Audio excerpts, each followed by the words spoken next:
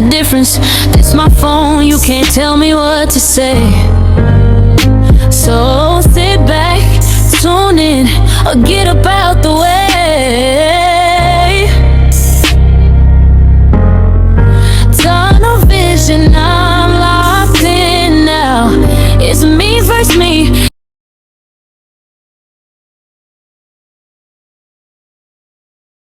Sakiyna is back in the spotlight, but this time it isn't because of a court hearing, a sentencing update, or some shocking new development in the case involving Kayla Hodgson. It's because she's posting from prison. She's showing off her hair, she's showing what she's cooking, she's showing the book she's reading, and people are looking at this content asking one very simple question. How can you post like everything is normal when you're serving a life sentence for taking another person's life? And honestly, I understand why people are uncomfortable, because when you know the history behind someone's situation, watching them casually post about their day can feel incredibly strange. But there's something else we need to talk about. Are we expecting Sakiyna to publicly perform remorse for us? But here I go, putting the cart before the horse once again.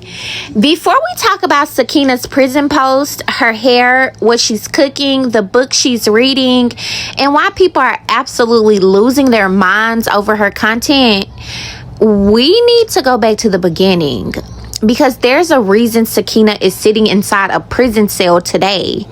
And that reason is far more disturbing than a few social media posts could ever make you understand. Before Sakiyna's prison post, we need to talk about Kayla Hodgson.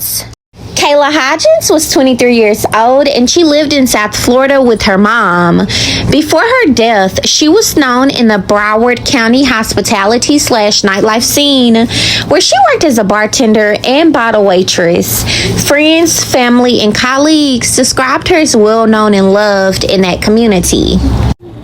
Her family has also described her as vibrant, sweet, caring, fashionable, and outgoing. At Sakiyna Thompson's sentencing, relatives spoke about how much Kayla was loved and how deeply her death affected them. And that's important because Kayla wasn't born into this story as the romantic rival. She was a 23-year-old woman with her own life, family, friends, work, personality, and future.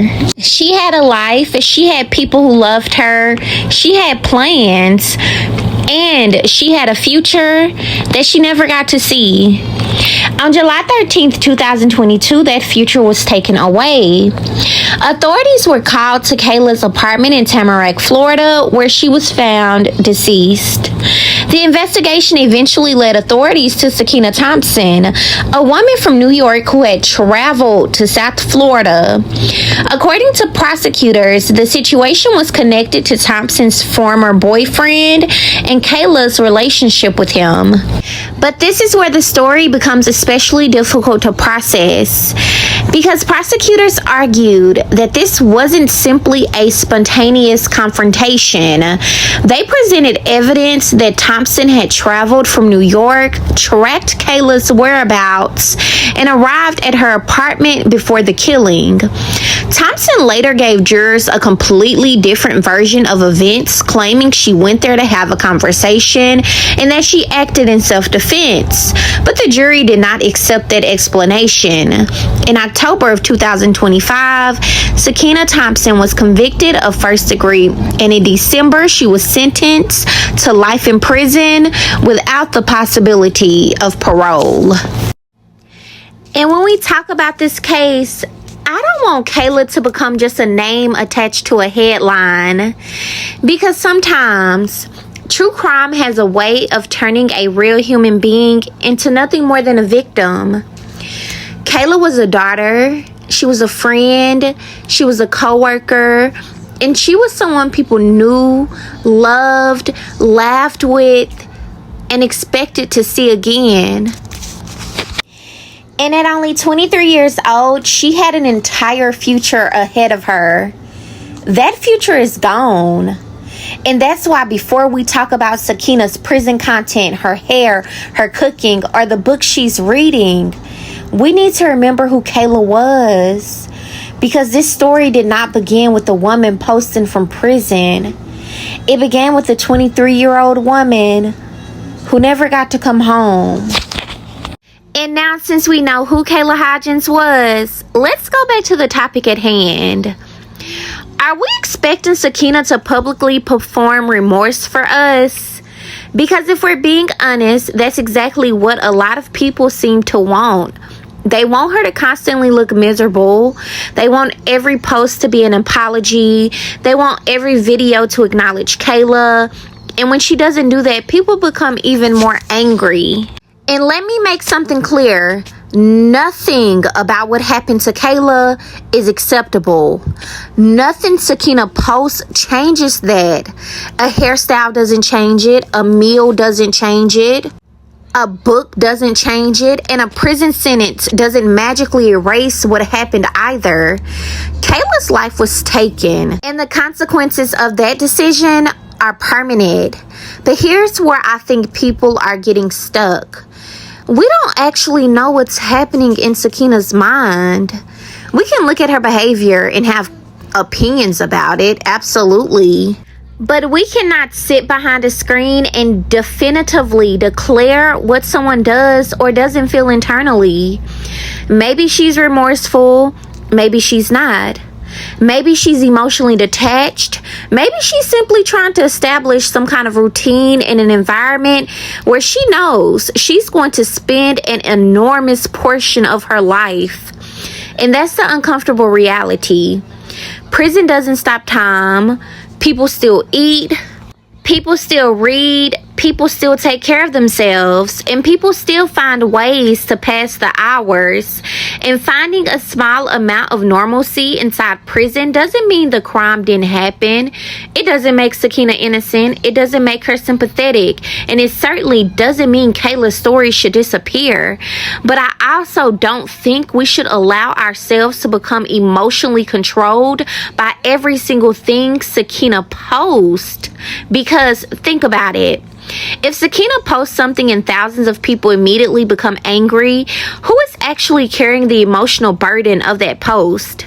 She might be sitting there reading a book. Meanwhile, someone online is spending their entire evening angry about the fact that she made dinner. And at some point, you have to call your power back to you. Because Sakiyna already knows the biggest consequence of what happened. She received a life sentence. She lost her freedom. She lost the ability to live an ordinary life. And she also had to relinquish rights involving the child that she birthed while incarcerated. Her future is fundamentally different than the one she once had. And no amount of prison content can ever change that. Now, would it be meaningful to hear her genuinely acknowledge the harm caused to Kayla and Kayla's loved ones? Absolutely. I think a sincere expression of accountability would matter. But if she doesn't provide that publicly, we cannot force it out of her. And constantly demanding a performance of remorse isn't going to bring Kayla back. Kayla deserves to be remembered as a person, not simply as the victim in someone else's story. That's the part I don't want us to lose. Because Sakiyna's prison content has once again made Sakiyna the center of attention, and maybe the conversation needs to shift.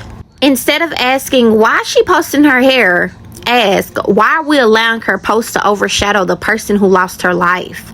That's a much bigger conversation. Maybe years from now Sakiyna will speak about what happened. Maybe she'll explain the decisions that led her to prison. And maybe years from now she'll take accountability in a way she hasn't publicly demonstrated yet. And maybe her story will eventually become a warning to other people about what happens when unhealthy attachment, obsession, control, or destructive relationships take over your judgment. Because regardless of what motivated her, one thing is undeniable. A single series of decisions can permanently destroy multiple lives. Kayla lost her future. Her loved ones lost someone they can never get back, and Sakiyna lost her freedom and the life she once knew. So yes, her prison content can feel bizarre, it can feel insensitive, it can make people angry, but we don't have to react to every post. Let her read her books, let her cook her meals, let her do her hair. None of those things erase Kayla. None of them change the sentence, and none of them change what happened, because at the end of the day, the most important person in this story isn't the woman posting from prison. It's the woman who never got the chance to post again, and that is where the focus should remain. And to me, I think the moral of the story is, when you love a man more than you love yourself, 9 times out of 10, the love you think you have for that man will be your downfall. Look at Sakiyna. Took a woman's life behind a man who probably wasn't ever going to stop cheating.